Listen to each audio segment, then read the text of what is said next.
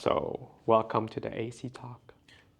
Thank Yeah, like we're trying to do this because we're good friends and we're trying to share our life and experience about faith and the business that we're doing. And you are the 老板. I'm just We're all sweep in them this up. together. You're probably more in charge than I am. But today we just want to introduce and then maybe have an interview and ask Chris, how did you get here? How did I get here? Yeah. Well, as my parents explained to me when I was a kid, when two people love each other very much and they're married, then a baby comes. So, yeah, I was born in Minnesota as a kid, and I actually had some interactions. I remember two interactions when I was a really little kid with Taiwan. One of them was all of the toys that I had made in Taiwan on the bottom of them, so that's cool. And then actually, I knew a family that lived here in Taiwan as missionaries, and then they would come back to Minnesota and visit, and they had kids that were my age. So when they would come back and visit, they would come to our house and play. Yeah. So maybe I heard some stories as a kid. I don't remember many of those stories about Taiwan as a kid. I just remember kind of, okay, Taiwan, right? Yeah. And I personally know that Taiwan is not Thailand. But not many other people knew that, kind of ignorant maybe in some places in America. So we didn't really know, naive. And then in college, I went to a Christian school, and every year the school would send out short-term mission teams to go to different countries around the world. And my sophomore year, I was invited to go on the short-term team. I was invited by the team leader to go on a short-term team to Thailand. And when you apply for the teams, you have to write down your top 3 country choices. Yeah. So I wrote down Thailand, of course, because that's where I'm going. And then I wrote down Ecuador because I'd been there before. Yeah. And at the time that I was filling out the application, we were in like an expo. There was a whole room, kind of about the size of Aroma's, big meeting space. And it was filled with different stands and each of those tables were representing the different countries that you could possibly go to. Yeah. And I looked around the room and I just noticed, okay, Taiwan. And I just wrote down that third country because you have to write down 3 countries. So then a couple weeks later, I got the acceptance letter in my mailbox. A mailbox is a thing where a piece of paper comes to you. It's like email, but it's printed out. So in case you don't know what a mailbox is. I don't know when, somebody might be watching this, in like the year 3000, and then who knows, So I just want to make sure everybody knows historically what we're talking about.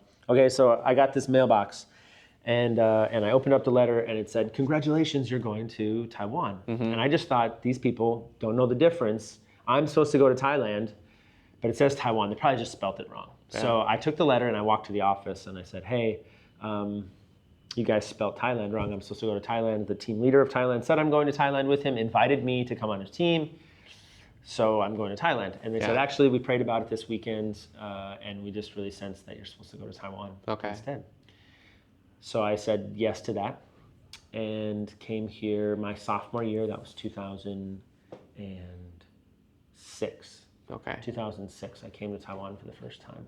And right at the end of that trip, I'm sitting in this hotel room with a couple different guys that were on the team. And we're getting ready to go to bed. And all of a sudden, I'm looking up at the ceiling. And I say to them, I think I might like Jamie. Jamie is my wife now. She was a friend and the team leader of the trip at the time. Yeah. And something on that trip just clicked. I had some great experiences in Ximen and had this wonderful time, and then just something clicked about kind of my eyes being opened, because we had been friends for 2 years, but I had never thought of her in that way before. I know that emotions run high on trips like that, and so I knew I needed some time to cool off. Went back I was part of a music group, and we were touring around the US after I got back from my trip to Taiwan. So I'm touring and playing the drums, stopping off at different churches and schools and places. And my wife now, Jamie, friends at the time, went on another trip to Mexico. The first night that she got back, she calls me on the phone, and we started talking. And and so we started talking more and more, and then eventually we started dating. Couple months after we got back from our trip to Taiwan, and then we got married about a year after that. So our senior year, before we graduate, we're thinking about what's the next step. Could we go to more school? Should we get just regular jobs? We knew we wanted to be overseas eventually, but we didn't know where or what or when or how. And then somebody invited us to go to China, West Taiwan. I was just thinking of this shirt that I really like. This guy has. Anyway, sorry, we'll probably censor that if we need to. No, we won't. We got invited to go to China, and we prayed, and we didn't feel like that was the place to go. But we prayed, kept praying, and then somebody invited us to do a church plant in another part of the U.S., and that didn't seem right either. We didn't want to go to more school, and all the options just didn't make much sense. And then one day we got a phone call from a friend at the national office of the church that we were going to, and they wanted to start these sites where they could host teams and interns coming from mostly the U.S., but other countries too, and then do some kind of longer term ministry through that, maybe a church plant or a business or something. And right away I knew, like, that's it. I can remember kind of where I was standing when I got the call, and I just really sensed like, hey, that's it. And I think also shortly after we agreed to move out here, I was in the prayer room at my school, and I remember it was just late one night or whatever, I'm in there praying, and there's this map on the wall of the whole world. And I remember looking up at the map and seeing Taiwan is like way bigger than it's supposed to be on the map. I kind of had this kind of like open vision, this picture in my mind of Taiwan being like 3 times the size of China. Definitely not a political statement, but just I felt like God was saying, I love Taiwan, I love Taiwanese people, and I want to bless and bring them into revival. And then I saw arrows flying out from Taiwan, and I felt like God said Taiwan is going to become a very strategic sending nation to send people out to the rest of the world to share the good news of Jesus. And that really confirmed it for me. It wasn't just this guy's nice invitation. It wasn't just a fun idea to do after college, but it was really a strong calling, like a confirmation of like, hey, go do this, And it really lined up with like my life Bible verse, which is Acts 20:23 and 24. It talks about Paul goes to different cities, and he faces trouble there, but he knows that God's calling him to share the gospel and to live a life of godly character. And so everything kind of lined up, right? And so 2 weeks after we graduated from our college, we had one-way plane tickets and we flew out to Taiwan. And we got jobs teaching English, because the people that sent us, they said, we have enough budget to pay for your plane tickets and the first 3 months of rent and a couple like remodeling things. And then after that, you got to figure it out. So okay, let's go. We got jobs teaching English, and we started learning Chinese a few hours a week. So mornings were usually Chinese or other admin work or calling people. Afternoons teaching English, and then evenings coming back to Ximen, where we first lived and still live now, and then trying to reach people and reach out to them. And then 2009, about 7 or 8, maybe 9 months after we moved to Taiwan, we were praying and got this idea to start this thing called Coffee House. And it was just, we got signs and we wrote on them free English, and we walked out into the street of Ximen and just yelled free English. And then people would walk up to us and want to practice. So then we brought them into this place that we were borrowing from our friend. And we had like 1 pot of black coffee that tasted bad, and a bottle of Coke, and some hot cocoa mix, like the powder that you just put into hot water and mix it up. And that was our first coffee shop, And it just proved that people were interested in talking, having conversation. It reminds me of what you mentioned when you went to that first coffee shop, or when you started coming to Aroma. Coffee, not just coffee, other things, but food and stuff too, but drinks. It's about bringing people together. It's about building up this space for people to share. So we started having these conversations, interactions, and it grew. And then we started having people over to our house, and that grew. and it got too big for our apartment. So we was like, we need a space. And we're praying, and we got the idea to start a business, and specifically a coffee shop. We didn't really know anything about coffee or business much, but we just kind of learn as we go. Yeah. And now I've been open. We opened first in 2012, and we've been open since then. So about 14 years now, I guess, that we've been able to keep going. Hasn't always been easy, but I've had a lot of fun. I'd say a lot more fun than not fun. Definitely some not fun, but a lot more fun than not fun. And we started a church in the same building, and that's been going too. And it's really fun for me to step back and to see that process that God talked about, the revival, where people are smelling and becoming the aroma of Christ. And then those arrows where people are going out and spreading the aroma of Christ.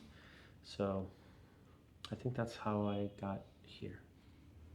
So you have been in Taiwan for about 14, 15, 16 years. Almost 16, I think. I think June 1st will be 16.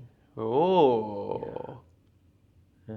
It will be. Is there any like special number, like does 16 mean anything? I don't know. In English, we talk about sweet 16. 16 is when you can get your license in America. Oh. So I can drive a car. I'm old enough to drive a car. Everything in Taiwan is 18 I or know. 20. Or 20. Yeah. But it's interesting because that. you can drink at 18 and drink alcohol in Taiwan at 18. Yeah. But in the US, you can't drink legally until you're 21. Yeah. Interesting.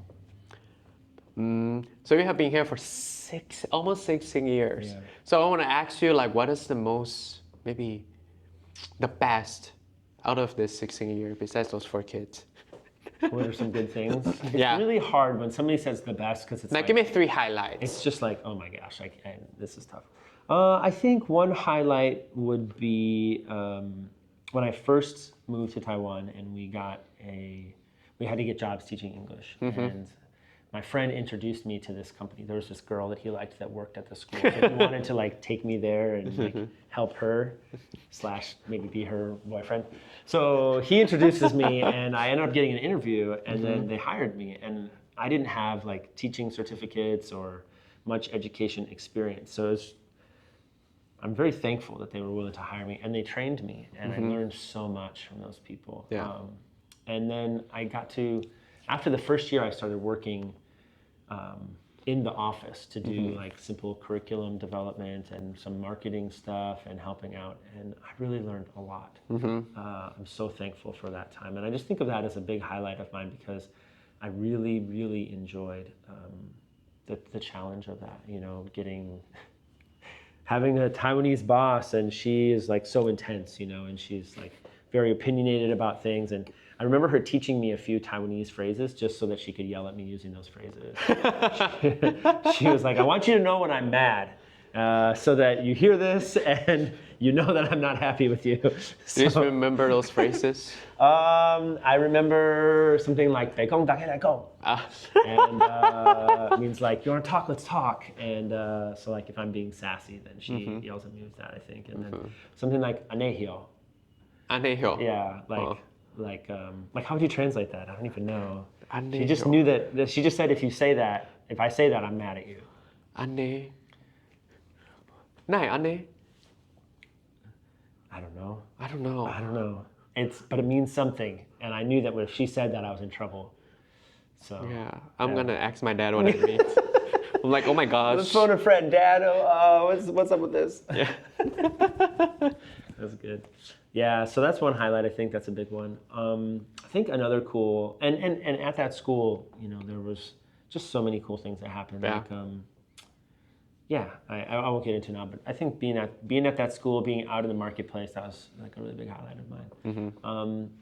I think another big highlight was the process of opening the coffee shop.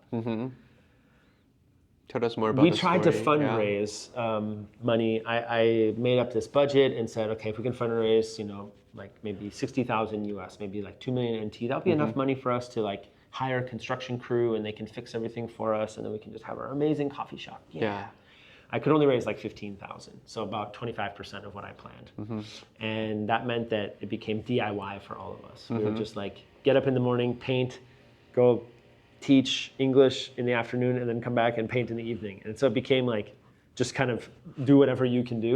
Of course, we had some amazing help. There was one lady who had a friend who did construction, and he volunteered to redo the kitchen and the bathroom for us, which is something that we wouldn't have been able to do on our own. And so to be able to have somebody step in and do that, that was super huge. And we had help from someone with the electrical stuff, and it became like we really owned that space, and it was really special. I mean, we had a lot of struggles with that.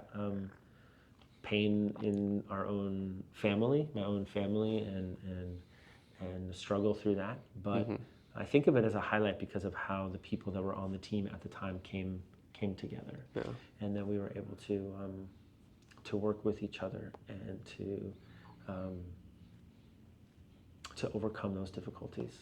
And I remember a training that my wife went to a few years ago, and the guy said, "You should put yourself," he was talking about marriage. And he was like, "You should put yourselves, the two of you, in situations that are difficult, because you overcome those situations and you grow closer through overcoming that difficulty." And he mentioned specifically camping. Like the tent won't work, and it's raining, and my food, I can't cook my food, and it's like so frustrating, but then you overcome it and you realize like, oh my gosh, we're stronger than we think. And we're stronger than we think. So that was a really special time because it wasn't just handed to us, it wasn't just like, oh, everything's perfect and then just start. It was hard. We had to overcome that, but I think that was really special. That was a second highlight. And then I'd say one third highlight might be, there's so many highlights.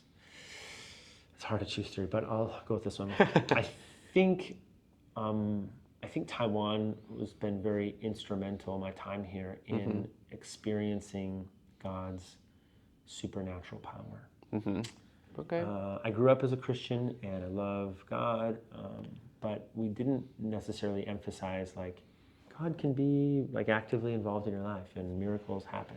Like we didn't not believe miracles, but we didn't like stress the importance of them or pursue them in the way that I believe the Bible actually commands us to. But it was in Taiwan where I started to experience that, like to see more supernatural healing and breakthrough, and to begin seeing things like demons being cast out of people, and people being set free from addictions. And of course, I'd seen some things earlier, but to the extent that I've been able to experience in Taiwan, and to see people trained and equipped in that, and to actually, go out and pray for someone on the street, and then for them, I remember one story. There's an 8-year-old boy that came here from another country on a short-term trip, and we were hosting them, and we went out and we're on the streets like finding people to pray for.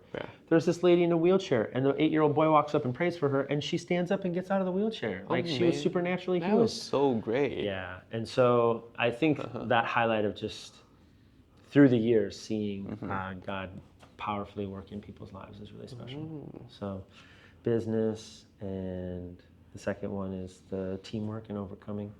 And then the third one is God's supernatural power. So I wasn't in the, like I would say, in Chinese word I'm thinking 老屁股, but that's not the right word to use. But like the first aromas. But I think it was really cool because in 2018 we have an internal review. Like during that time we're trying to remodel the aroma, and I think it's really cool that we get like everyone have the chance to be involved, like paint the wall and trying to clean it, and then training, buying new stuff, or like just do things together. That was really special. And because in my mind, grow up in Taiwan, that when there's something need to be fixed, you just call and then someone will fix for you. But I think it's really different. It's not like, of course it's not gonna be perfect, because we are not professional in like paint the wall. And do you remember anything. when the guy for the new building came and he was like checking out our old space, and I was like, I proudly said, we did all this ourselves, and he just said, yeah, I can tell. And I was like, what? Yeah, almost I was like, no, I'm not gonna hire you to do this. I'm like, no. No, it's fine. I think that's fine. special Sure, memories. you can see it, but I think it's more special to be able to have that. Yeah, but another question I'm gonna ask is, what do you think is the biggest challenge to have a business. Again, or biggest to- challenge. Yeah. That's hard to narrow it down to one. There's so many fresh. 3, or just give a us few some challenges. highlights. Yeah. A few, should we call them lowlights? Low lights. The challenges. Yeah, I think one challenge is in our situation we have like the business and the church, right? And I think oftentimes business and church kind of operates maybe at different speeds. Like creating a change in a church maybe has a different process and a different pace than in the business. And sometimes we get the pace wrong on those. It's like I push the church too fast, or I'm slowing down too much on the business side, and kind of like letting them influence each other in negative ways. So finding the best rhythm for the different aspects of what we do, because we have the business and we have the church and we also host the teams and interns, and to be able to have all three of those mixing together, that can create interesting challenges. So perhaps the structure could be one of those, and the way that we design it to work, and then understanding that they're very different, so they have different needs, but that they do also need to work together. So you have to figure out how to make them line up. Okay. And it doesn't always like fit that way. It's like that movie Apollo 13. It's a space movie about it has Tom Hanks. Anyway, I'm too old. We'll have to watch it sometime.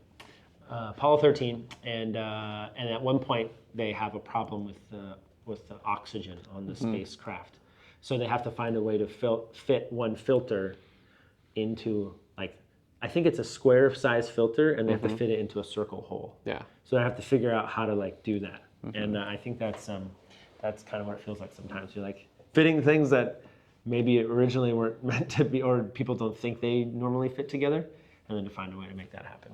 So that's an interesting challenge. It's maybe like kind of build like it feels like kind of build a machine. You know, like different gears. You're trying to put them together, and sometimes like, you know, it's a little bigger. How am I going to fit those two together? Yeah. That is really challenging. I think another challenge that comes often is, well, my dad always used to say, ministry would be really easy if it weren't for the people. So I think same thing in business and whatever. You're interacting with people, and there's different personalities and different experiences, and you'll find that one thing that might be no problem for you might be a huge problem for someone else. And so you have to learn, like, how do people think and process, and how can I help and support them, but also challenge them, you know, so that we're all becoming more and more mature and more capable to accomplish whatever job it is that we're trying to do. So I think working with people is hard because of all the differences, and because sometimes that comes out in just personality. Sometimes it's culture, you know. Although your English is really awesome, you might have some Taiwanese thinking that I don't understand. Or although my Chinese is okay, I might say something that really, you know, just like a couple weeks ago, I said something that super offended someone in Chinese. And so culture differences, you know, and just being aware of those culture differences, personality, culture. And then I think a third one that's related to people is the nature of our business and ministry is that there's a lot of new people coming and going. Oh yeah. So there's a lot of turnover, and it feels sometimes like as soon as someone gets going and feels really confident in their position and they're trained and they're doing it well, then it's time for them to move on to something else. So that transition can be very difficult. Constant turnover, and that happens in other businesses too, where people just, you know, quit after a few months or whatever. There's maybe a problem or something, but I think that it feel it very strongly here because of the ups and downs of how many people we have and what they're capable of and what training and input and development they need. And honestly, I've thought a few different times over the years, like, what if we just closed the business or quit the church or stopped hosting teams and interns? And every time I start that process, I just sense that God is saying, no, this is the way it's supposed to be. So we want to stay faithful to that and keep going, but it does mean that there's some of those tensions sometimes. So I'd say those are a couple of high-low lights. The struggle with the structure of the business and the pacing and rhythms, people stuff, and those are two pretty big ones. Yeah. I think to me, I kind of understand because I probably think of maybe a couple times. I'm like, oh, what if we just do one thing? And I remember back then Mickey was asking me, maybe we should think about something that we appreciate and we have everything together. And then I get really, while I'm praying and then saying stuff, I would see the lighthouse. And I think that's make a little different, maybe for Aroma, not just for church, because you know, a lot of business, they have off on weekends, or church, we only open, most of the time there will be, like people are using on Sunday or church events. But I think like for Aroma, that it's really different, and because there is or are always people in there, and the light, it's always on. So people won't feel, oh, can I come to the church? Can I come to the coffee shop? Can I come to Aroma? Because you know, there's always some people here, like we're hosting different events. We have not just church event, but business event, and then let people know that, hey, you can always come to the church. So it's like a lighthouse, and you know, when people see the lights, they will just like go towards that direction. We're just hoping that, yeah, we can never give up this vision and the things that God wants us to do and finish here. Yeah, so that was really cool. And we're still writing the story. That's right. Yeah, 16 years. Yep. Yeah. Not planning on going anywhere else soon. So we'll see. Yeah. Thanks for interviewing me. Thanks for sharing the story. Let's go fill up the tea, huh? Yeah, and until next episode. Bye. Bye.